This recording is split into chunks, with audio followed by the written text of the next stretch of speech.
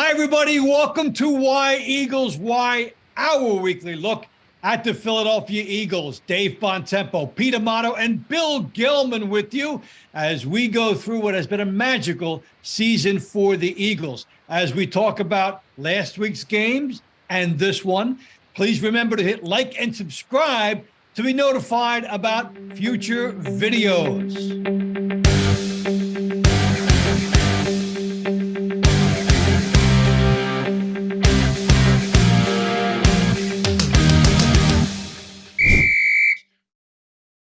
All right, we start the first quarter. You know how we do it. 4 quarters and then overtime.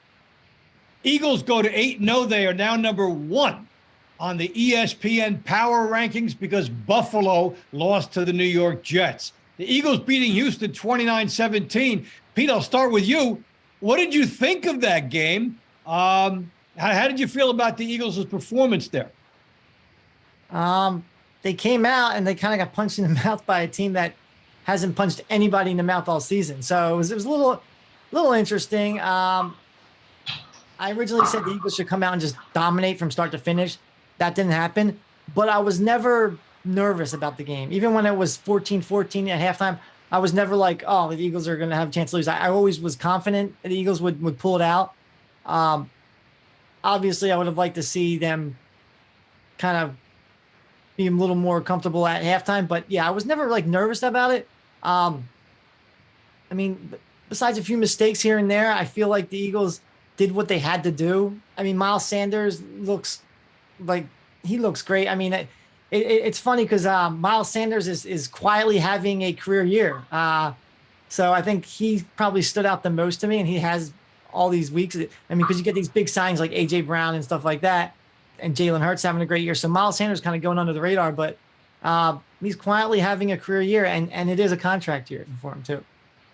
All right, Bill, on location in Florida, a trooper in the middle of his vacation joining us on Why Eagles, Why. Bill, what did you make of the Eagles against Houston? I thought the score was going to be a much bigger blowout. Sure, they still won by 12, but unfortunately, they didn't cover the spread for the people that took the Eagles. And it was a short week. The Phillies were in the spotlight. They like Pete, I agree that I never had a doubt that the Eagles were going to win that game. I just think they let Houston hang around too long in that one. Yeah, and, the Eagles, which normally has a really good run defense, they let Dameon Pierce rack up 139 yards. So I don't know if someone was just napping during the game because they knew they were going to win it, but it's, it is what it is. A win is a win. Some of them aren't pretty. So, move on to Washington. On Bill's point, the run game, I think it goes to show you how important Jordan Davis is to this defense.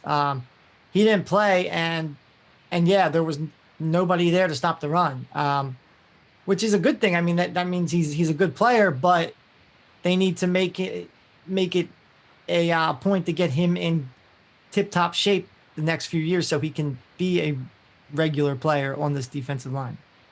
It had the look and feel of a trap game. And when the Eagles win by 12, people say, okay, that's good enough.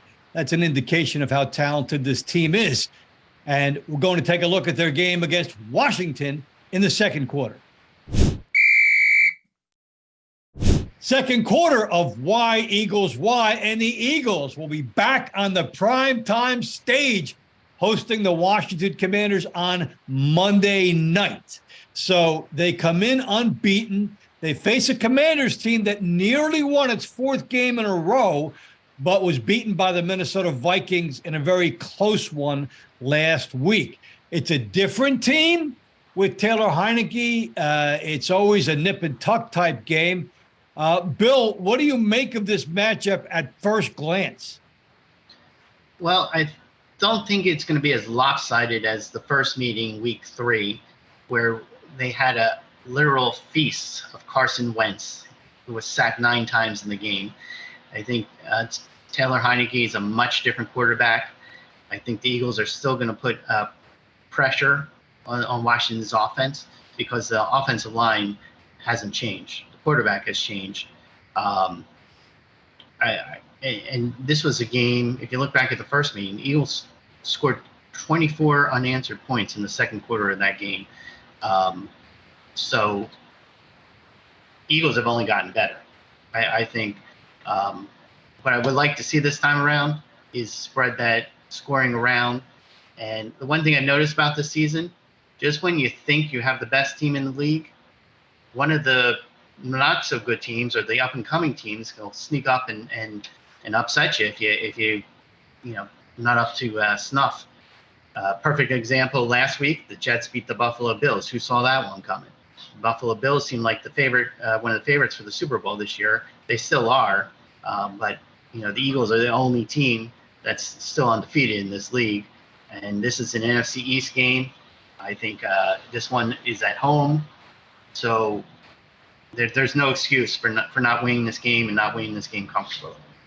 And to your point, Bill, Buffalo a 10.5-point favorite against the Jets, and only 13% of the DraftKings betting handle was on the Jets, as they paid back more than 400, plus 420. So that's how monumental it was, and yet they looked like they should have beaten Buffalo throughout the game with their energy level. Now, Pete, trying to avoid the same thing for the Eagles against Washington. When you look at this game, what comes to mind for you? For me, it's the matchups. The way our defense stacks up against their offense. There's nobody on that offense that scares me. They have a couple good players. They have two decent running backs.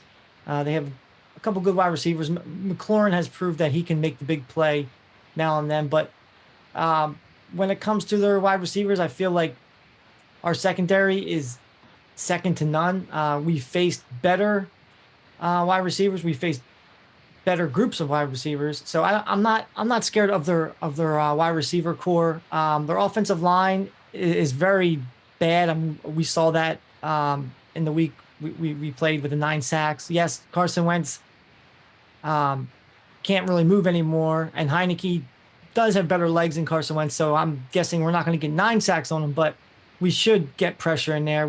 We should make him feel the pressure. So I feel comfortable, confident in the fact that our defensive line is going to get in there.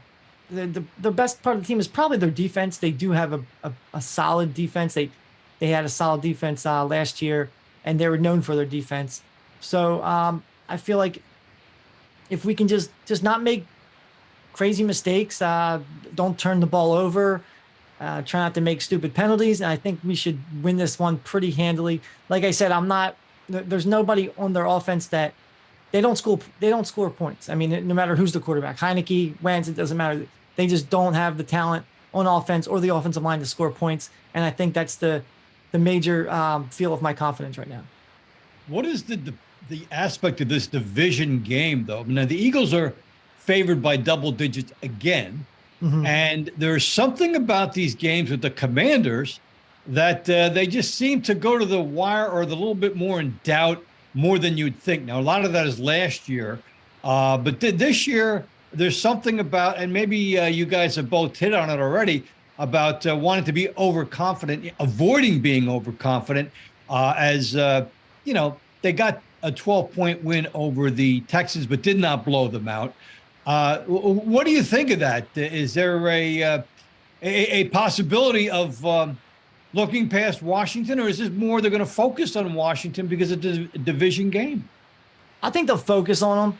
I think Washington is a sneaky team because of their defense. They have a good defense, so they kind of hung with every team they play. So yeah, if they play a team that just has this great offense and then no defense, that they can hang with them. So I think that's why they're able to hang with all these teams, and that's why they're having a good season, is because their defense makes stops.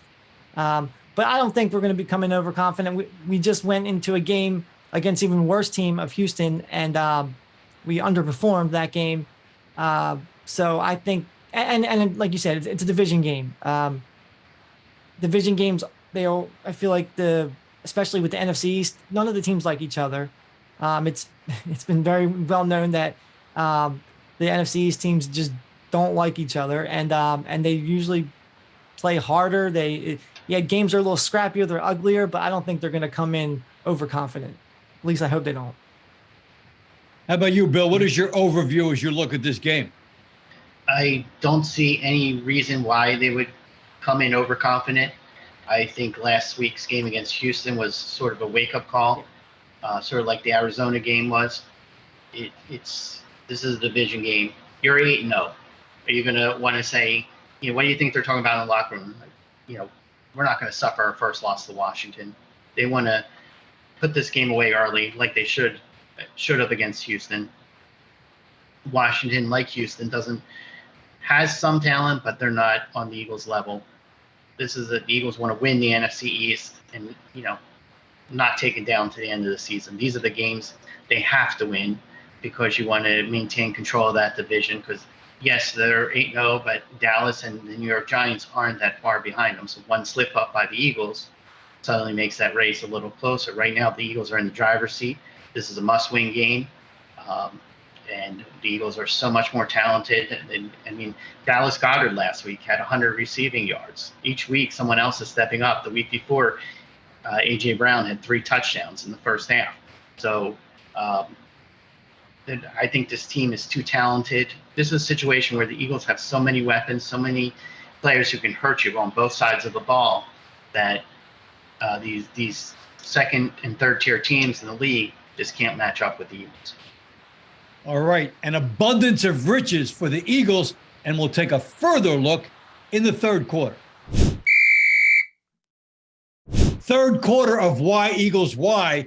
We talked about the Eagles' power rankings. They're number 1, and their dominance is also showing up at the books.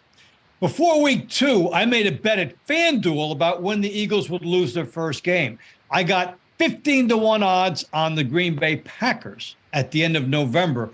I have now had to move that bet back, take another one at 6-1 that it comes against the Dallas Cowboys at the end of December, and then 11-1 on an undefeated season. Let's just be honest. If it sneaks up on us, we might as well get paid. How about you, Pete? What are you noticing most as far as Eagles and the bets on futures? The one future stands out, obviously. It's the Jalen Hurts MVP future. People are talking about it now. I think people really start talking about it when they went 7-0, I think. And people started saying, okay, he should be in the discussion. And now people are saying he should be a favorite. Right now, according to DraftKings, he's number 2 behind Pat Mahomes. Mahomes is plus 200 to win the MVP. Jalen Hurts is plus 250, and Allen is plus 350, and that's at DraftKings. I understand why Mahomes is plus 200. He's been there before. He's shown before that he can go a complete season with being a great quarterback, but he does have 100 more attempts than Jalen Hurts. He's beating him in almost every category, but Jalen Hurts, I feel, has more of a complete package with the offense around him. So I think he has a really good chance. Mahomes, that offense is basically Mahomes and all Mahomes. So is he going to be able to keep that up the rest of the season? Is he going to burn out? So I think that's, if you feel that he's not, I think right now is a good time to put that Jalen Hurts MVP bet in plus 250, because I feel like it's only going to get those odds are only going to go down or up, however you look at it. And those people that got it at 6, 7, 8-1 about a month ago are saying, "You're right, Pete. I'm glad I got my money in." But if there ever was going to be a time when he's on sale, so to speak, it's after Mahomes had that big game. Bill, for you, what stands out as far as this team and futures bets? I mean, if you wanted to get the Eagles to win the NFC East, you missed your shopping opportunity, because the odds as of Tuesday afternoon when we're taping, Eagles minus 450, where the Cowboys are plus 400. So these teams did a complete 360 from the start of the season. I mean, they were neck and neck when the season started in terms of the two favorites to win the division, but now the Eagles have pulled so far away, it's not even worth putting money down. And if you're looking at the conference winner, pretty soon it's going to miss the shopping opportunity on that, because the Eagles are plus 175 right now. They're the favorites. Cowboys are plus 450. Noticing a theme here? It's like the Eagles Cowboys. So that those Eagles Cowboys game, that second Eagles Cowboys game later in the season, it might be a lot on the line there for bettors. But the thing that catches my the most attention now, look out. The Eagles are number 2, tied for number 2 to win the Super Bowl at 5-1 odds. Only the Buffalo Bills at plus 290. So you got the Bills at plus 290, the Chiefs at 5-1, the Eagles at 5-1, and then we have the Dallas Cowboys at 11-1. That's a good set of variables. And we just saw the Buffalo Bills with Josh Allen at his top get beaten by the New York Jets on the road, a very inspired New York Jets team. So it's going to be very interesting. And I'll tell you what, when you think about it, the cold weather, the home game, a home field edge is really going to be critical this particular year, seems to me, especially if you're talking about a game against the Cowboys. Yeah, I mean, it's I still don't think the Cowboys can match up to the Eagles this year. I think, Ezekiel Elliott, like we've talked about in previous episodes, is not the Ezekiel Elliott of old. Like some guy named Amari Cooper is now playing in Cleveland. Dak was out for several games this year. And, I think his receiving corps, they're talented, but this isn't the same Dallas team. And quite frankly, Dallas is overhyped every year. We talk about, no matter what the season is, we keep talking about the Dallas Cowboys. Dallas, when have you won your last Super Bowl? Well, David Akers, was it David Akers who answered that at the draft to the Cowboys, saying, yeah, the last time you guys won the Super Bowl, these guys hadn't been born yet. So that was part of the rigmarole that went back and forth between the teams. I look at this and say, Dallas looks like, they look like Jalen Hurts 3 years from now, or all their players are just a little bit older, and Elliott's on the sideline, and Pollard is the guy now. All fun to think about as we go forward. Right now, the Eagles are in the seat in most camps. Go ahead. Instead of, and I'm sorry I keep ripping on the Cowboys every week and how they. No, that's welcomed here. Rip them. Oh, okay, it's welcome. I just feel like I keep saying the same thing and just throwing in that jab at the Cowboys. Well, just remember that Pete called them cockroaches to their fans. So that you're in the right spot to do that. Yeah. Okay. Rip away. And it is great when that's the rivalry, because as I look around the NFC, who else is really standing out? The Packers have come down. Tampa Bay has come down. I think the other top team in the NFC is the 49ers with what they did in getting Christian McCaffrey.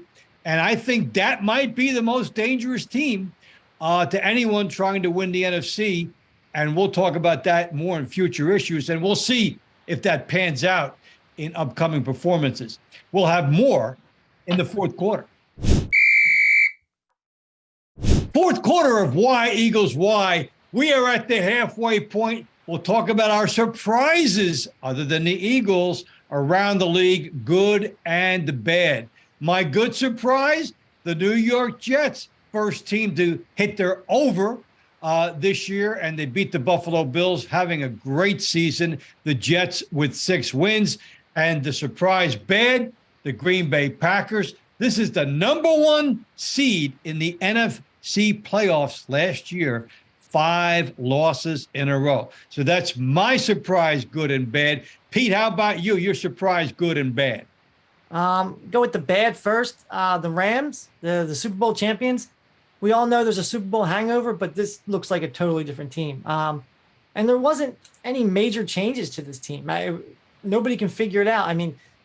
Has Stafford hit a wall, like an age wall? Maybe that's the case. I haven't watched this team super close this year, but if you go through the stats, they don't score. They've scored 130 points total. I think that might be the lowest in the entire NFC, which is crazy. Like, this team had a juggernaut offense last year, and they still have Cooper Kupp. They still have these guys. Granted, Cam Akers isn't the same Cam Akers, but still, big surprise. And my good surprise, the Falcons. I think everybody thought they were like in this rebuilding mode. They got rid of Matt Ryan. They weren't good last year with Matt Ryan, but then goes to show that good coaching can squeak out some wins that they weren't supposed to have. So they have a bright future ahead of them because they have some draft picks that they had. And yeah, definitely surprised at how good they've been playing with a team that's supposed to be a rebuilding team. They're right in the hunt in their division. Bill, how about you with your good surprise, bad surprise? I think my bad surprise, and I wasn't expecting the Carolina Panthers to be a winning team this year, but I didn't expect them to be this bad. You have Christian McCaffrey to start the season, and you're 2-7 at this point, and Carolina is almost like becoming the team where mediocre quarterbacks go to sit on the bench. I mean, you have their depth chart at quarterback is P.J. Walker, Baker Mayfield, and Sam Darnold. These were, highly touted quarterbacks at one point, talking about Mayfield and Darnold. And they don't have a quarterback right now. They don't have a running back. They got rid of their head coach. So they're in a rebuild, and it's more so, I think they're much further back than people vision. I agree with both of you guys. I think the Packers are so bad, and the Rams are below expectations after winning the Super Bowl last year. The thing about the Packers that really has me boggled, if you watched last week's game against Detroit, the absence of Devontae Adams is really starting to show. When you're trying to win a game and you're throwing the ball to an offensive lineman in the end zone and the ball gets intercepted. I mean, if that doesn't tell you the story of how bad things are in Green Bay this year, I don't know what does. The upside, I mean, the AFC East in general, other than the Buffalo Bills, is really impressive. I have to tip my hat to Miami Dolphins. I think they have the best receiving core in football right now with Jalen Waddle and Tyreek Hill. And they're really starting to show, Tua is really starting to show what he can do in the league because he has the receivers to throw the ball to. I say, because the Bills just lost to the Jets, I say watch out for the Miami Dolphins. Well, and watch out for Tyreek Hill. He could be the first ever receiver to get 2,000 yards in a season. He is leading the league in those categories right now. We'll have more in our overtime segment. It's overtime on Why Eagles Why. Bill has given us his pick, predicting 28-17 for the Eagles over the Washington Commanders. I have the same idea. I'll go 31-20 in that game. Same margin for the Eagles. Pete, what are your thoughts? Your Pete's pick this week. So I'm going to pick an Eagles. I'm just going to make an Eagles prediction too. I'm saying 29-13 Eagles. All right. For my Pete's pick, I like the Cleveland-Miami game. I think Miami is a lot better than Cleveland. I mean, we were just talking about their offense and their wide receivers. It's a 3.5-point spread. They're giving 3.5 points.